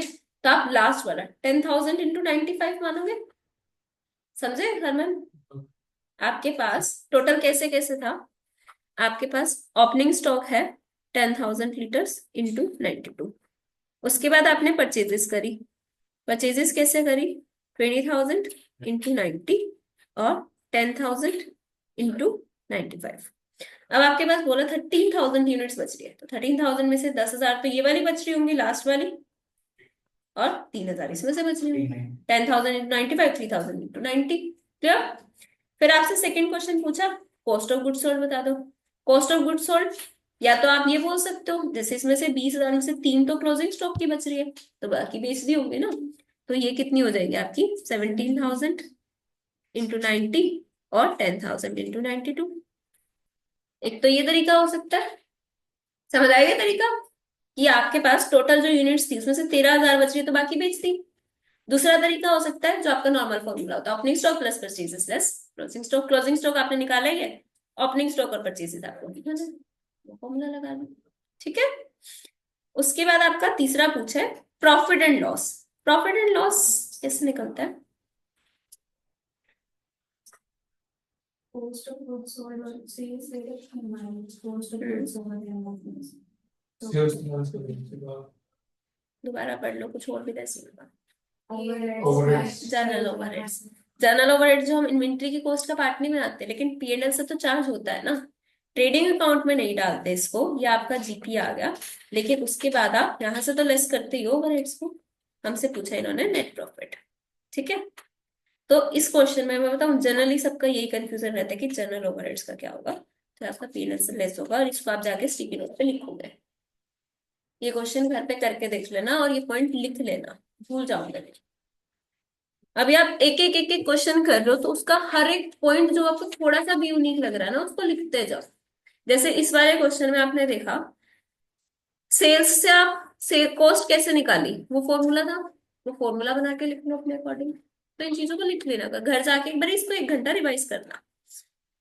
23rd हो गया, 24th होमवर्क में लिख लो,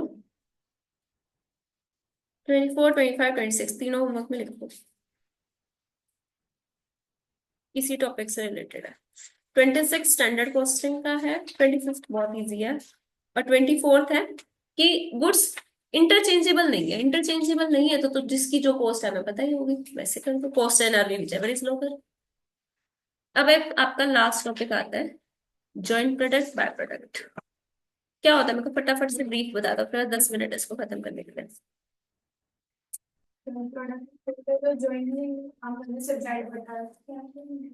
रहने दो, बहुत गलत पता है। मतलब जब हम प्रोडक्शन करते हैं तो अगर हमने इंटेंशनली कभी 2 प्रोडक्ट हम मैन्युफैक्चर करते हैं वो जॉइंट प्रोडक्ट, बट अगर अनइंटेंशनली कोई मतलब एज अ वेस्ट निकल रहा है बट उसकी भी कुछ स्क्रैप वैल्यू हम उसको बेच सकते हैं दोबारा। हाँ, फॉर एग्जांपल पेट्रोलियम से निकलता है वैसे ही पेंट्स वगैरह। जैसे जॉइंट प्रोडक्ट ये होगी जॉइंट प्रोडक्ट, और बाय प्रोडक्ट इसमें क्या होगा? बटर मिल्क, और जैसे बटर मिल्क। बटर, आप जो बटर कर्ड पनीर ये तो आप मेनली बनाते हो, बटर मिल्क जो निकलता है मतलब वो छाछ जो होती है that is your by product. By product generally insignificant cost का होता है। अब आप मार्केट में भी देखोगे 10-12 रुपीज का पैकेट आता है उसका, वो तो उनका मतलब सेलिंग प्राइस, उसकी कॉस्ट तो क्या लगी होगी उनको, 3-4 रुपए मुश्किल से इतनी लगी होगी।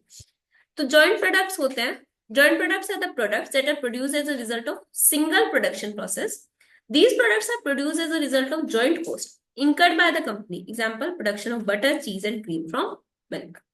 Byproduct it refers to incidental और secondary product जो incidental हम बना नहीं थे बन गए, ठीक है, made in the manufacturing of something else. Example, buttermilk from butter production.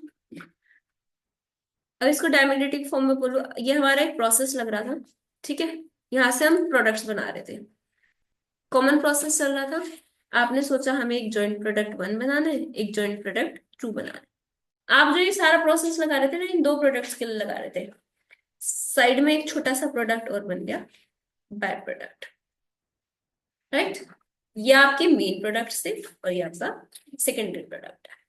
अब बात आती है कि ये यहाँ से यहाँ तक जो कॉस्ट लगी है तो कॉमन कॉस्ट है ना, एलोकेट कैसे करें भाई? इसके इस स्टेप के आगे जहां तक कॉमन था उसके बाद की कॉस्ट तो सबकी अपनी अपनी लग रही है, जो भी कोई फर्दर प्रोसेसिंग की कॉस्ट।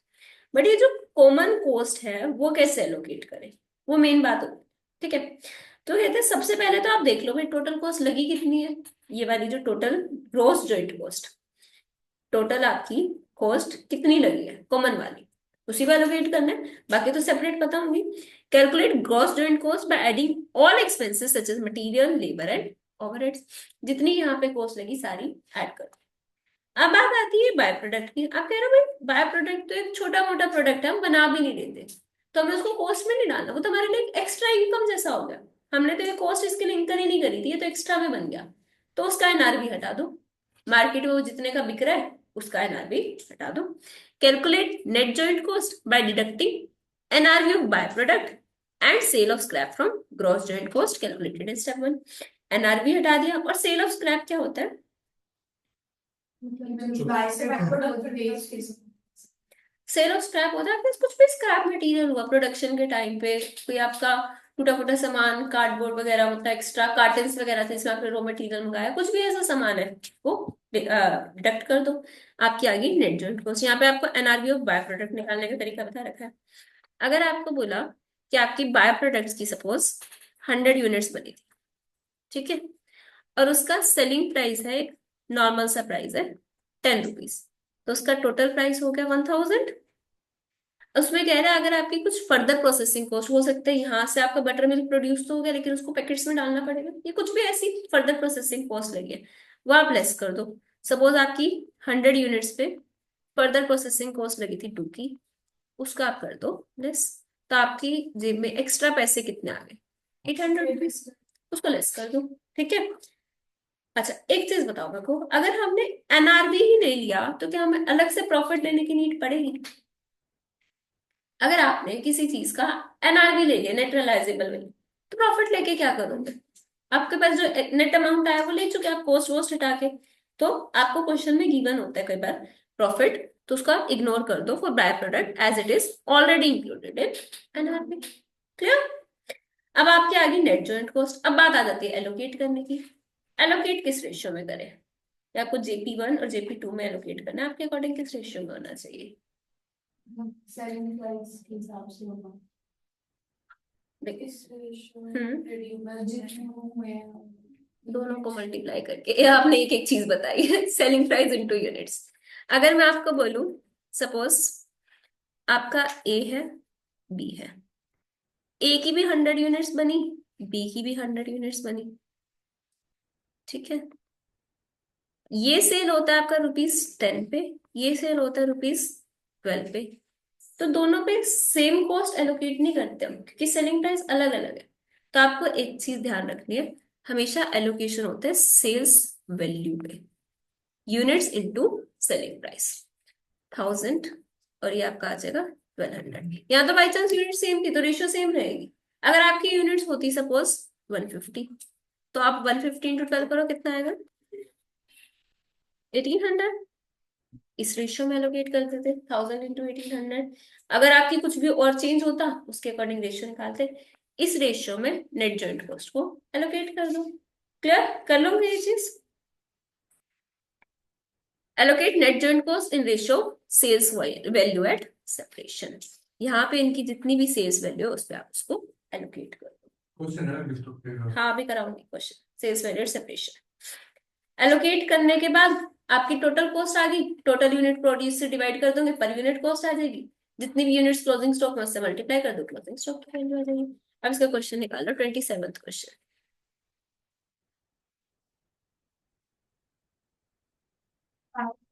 एनआरवी में हम मतलब माइनस करते हैं, हम वैसे जब एनआरवी लेते हैं तो हम उसमें कॉस्ट थोड़ी माइनस करते हैं, मतलब अगर 300 का होना 300 हमारी कॉस्ट है, एस्टिमेटेड कॉस्ट ऑफ कंप्लीशन आपके वो पास, तो वर्क इन प्रोग्रेस में माइनस करते हैं, हाँ। फिनिश गुड्स होता है हमारे पास।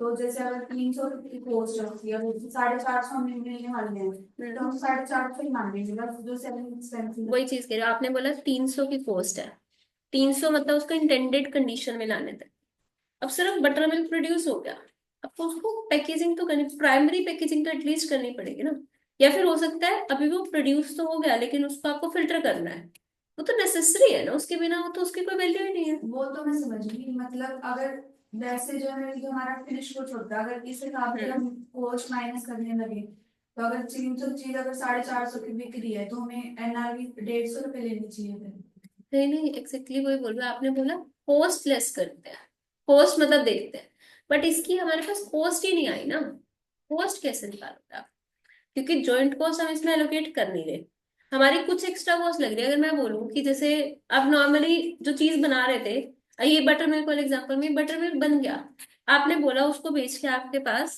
1000 रुपीज आ गए, आपने बोला भाई हमारा तो 1000 का प्रॉफिट होगा, तो आपको ये भी तो देखना पड़ेगा उसको बेचने के लिए भी तो हो सकता है कुछ पैसे लगे हो, आप नेट सीधा उसको प्रॉफिट थोड़ी बोल सकते हो। आपने फैक्ट्री में आप बटर प्रोड्यूस कर रहे थे और पनीर प्रोड्यूस कर रहे थे, ठीक है, साइड में आपका बटर मिल्क आ गया, अब मैंने बोला कि आपको ना टोटल 2 lakhs की जॉइंट कॉस्ट लगी थी, जो आपको बटर में और किसमें पनीर में एलोकेट करना है, यहाँ तक क्लियर। उसके बाद आपका एक और प्रोडक्ट आ गया बटर मिल्क, बटर मिल्क आप कह रहे हो कि भाई इसमें जॉइंट कॉस्ट एलोकेट करने का फायदा नहीं है, ऐसे ये तो सेकेंडरी छोटा सा प्रोडक्ट है, ये हमारा 1000 रुपीज में मार्केट में सेल हो जाएगा, ठीक है, ये आपका इसका सेलिंग प्राइस है। तो आपने इसको मान लिया अपना प्रॉफिट और इसमें से इसको कर दिया लेस, नेट जॉइंट कॉस्ट निकालने के लिए लेस करते यही कह रहे हो कि हम उसका वो प्रोसेसिंग कॉस्ट लेस ना करें, प्रतिभा यही कह रहे हो ना, यहाँ से हमने लेस कर दिया 1,99,000 को एलोकेट कर दिया, ठीक है, बट इसको बेचने पे 200 रुपए की हमारी कॉस्ट भी लगी थी, उसका क्या करें, तो लेस करना चाहिए ना, हम अपना प्रॉफिट कितना मान के चलेंगे, हम अपनी कॉस्ट या 199 200 ले, तो हम ये बोल सकते हैं कि बाय प्रोडक्ट का profit equals to NRV by, profit equals to NRV of by product, मतलब टू सम एक्सटेंट हम ये बोल सकते हैं, रीजन बीइंग हम उस पर कोई कॉस्ट एलोकेट ही नहीं कर रहे, जो जॉइंट कॉस्ट लगी है, हाँ टू सम एक्सटेंट ये रहेगा, क्लियरली ये नहीं होता क्योंकि उसमें कॉस्ट हमने एक्स्ट्रा से एलोकेट नहीं करी, कॉस्ट लगी तो है पर हम उस पर कुछ एलोकेट नहीं करें, ठीक है। अब इस क्वेश्चन पे आ जाओ, आप लोगों की कॉस्ट करेक्ट दो क्लास 2 बजे से शुरू हो जाती है क्या? मैं अभी शायद 10 पे हो रही हूँ। Wellware Limited is a textile manufacturing company and engaged in the production of polyester and nylon. ये आपके हैं joint product. While manufacturing the main products, a byproduct fiber F is produced. दो joint product है, एक byproduct है. Details of cost of production are as follows. Purchases of raw material for the manufacturing process. आपको सबसे पहले तो raw material की cost बताई, 30,000 units आपने परचेज करी 3,50,000 पे, wages, fixed overheads, variable overheads, ये चार आपकी कॉस्ट लगी है, ठीक है। ये कॉस्ट लगा के आपने आउटपुट पता है क्या दिया है, ये आपके जॉइंट प्रोडक्ट्स थे, ये प्रोड्यूस हुए आपके ये यूनिट्स, ये आपका बाय प्रोडक्ट है 3200 यूनिट्स, क्लोजिंग इन्वेंट्री बता दी, क्योंकि क्लोजिंग इन्वेंट्री में बाय प्रोडक्ट तो होगा नहीं, वो तो आपने मार्केट में सेल कर दिया। Average market price of polyester and nylon is 160 per unit respectively. Byproduct fiber is sold at 40 per unit. There is a profit of 8,000 of sale of byproduct. Ignore. After incurring separate processing expenses of 1,000, 10,000 and packing charges of 9,000, 5,000 was realized from sale of scrap. On the basis of above information, you are required to compute the value of closing inventory of polyester and nylon. पता है क्या कह रही है, आपको ना दो joint products बनाने थे, पॉलिस्टर और नायलॉन, उसके लिए आपने ये चार कॉस्ट इंकर करी, material, labour, fixed overheads, variable overheads, सारी कॉस्ट लगी आपकी। अब आपकी प्रोड्यूस एक्चुअल में 3 प्रोडक्ट्स हो गए, पॉलिस्टर, नायलॉन, फाइबर, एक बाय प्रोडक्ट भी आ गया, तो आप कह रहे हो भाई टोटल कॉस्ट में से ना नायलॉन जो है ये सॉरी फाइबर जो है बाय प्रोडक्ट, इसका बस आप एनआरवी हटा दो, बाकी कॉस्ट का आप एलोकेट कर दो पॉलिस्टर और नायलॉन में। सबसे पहले आपको टोटल कॉस्ट निकालनी पड़ेगी, टोटल कॉस्ट निकालो, 6,90,000। सब लोग निकालो।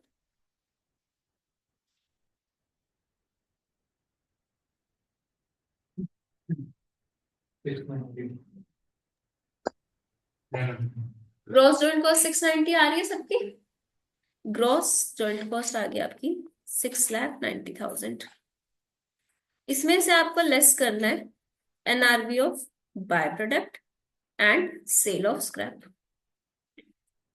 ठीक है जी, ये लेस करके आपकी आ जाएगी नेट जॉइंट कॉस्ट। इसका कुछ और होगा हाँ हाँ, ना, बाय प्रोडक्ट होता है जो एक प्रोडक्ट बन गया। स्क्रैप होता है बनाते टाइम आपके पास कोई एक्स्ट्रा कार्टन्स हो गए, जैसे आपने इसमें रॉ मटेरियल मंगाया था, कुछ छोटा मोटा सामान खराब हो गया, वो आपने ऐसे ही बेच दिया। से निकलेगा ना। हाँ नॉर्मल, वो तो स्क्रैप, सेल ऑफ स्क्रैप तो आपका हर कॉस्ट में लेस होता है। आप पता है AS10 पढ़ोगे पीपी, उसमें भी जब आप कॉस्ट निकाल रहे होंगे ना, लेस कर दोगे सेल ऑफ स्क्रैप। कोई भी एसेट, कोई भी चीज आप प्रोड्यूस कर रहे हो तो उसमें कुछ स्क्रैप बनता है ना, तो उसकी कॉस्ट हम लेस कर देते हैं। ठीक है, क्योंकि वो डायरेक्टली उसी से रिलेटेड है ना।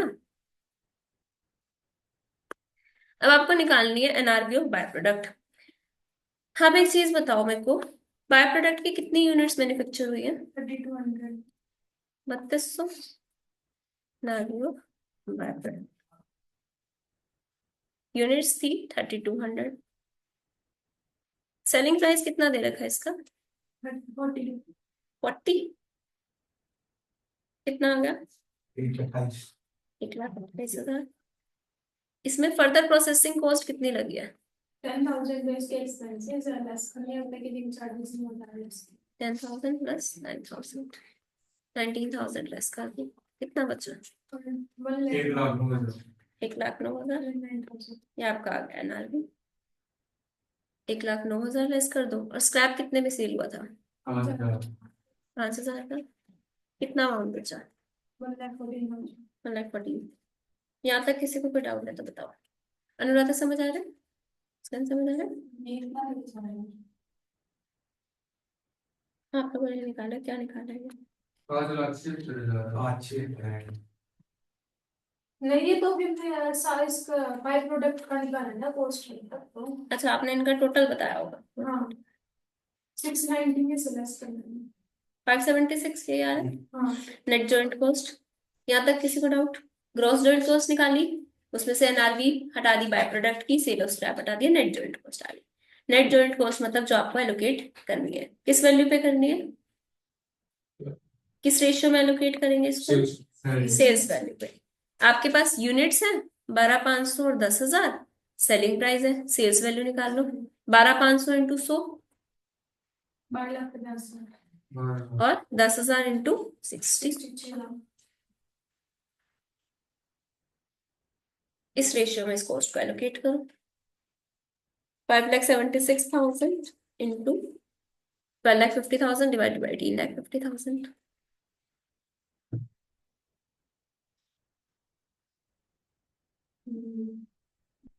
ठीक है? ये 98। 8,900।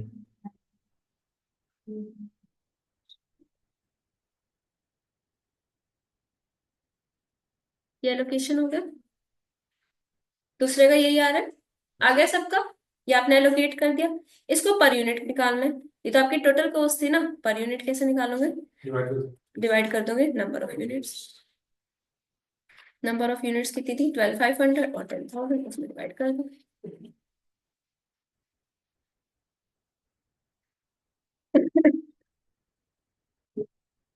इसका क्या यूज है? इसमें जो दे रखा है, there is a profit of 8,000।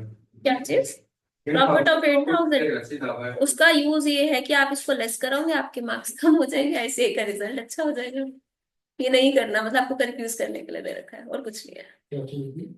ये प्रॉफिट जो दे रखा है 8,000 सेल ऑफ बाय प्रोडक्ट, ये बताया था ना NRV दे रखा है तो प्रॉफिट इग्नोर करते हैं, वो बताओ।